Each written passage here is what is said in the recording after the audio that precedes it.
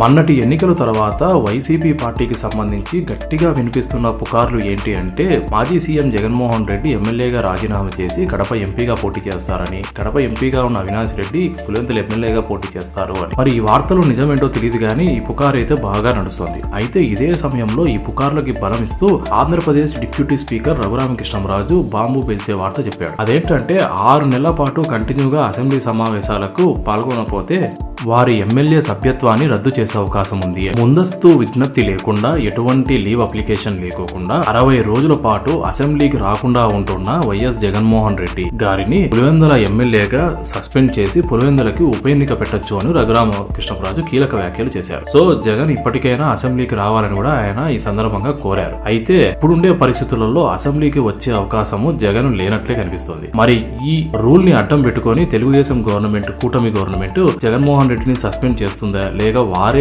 నిజం చేస్తూ ఎంపీ ఎమ్మెల్యేలకు రాజీనామా చేసి మళ్ళీ నిలబడతారనేది చూడాలి.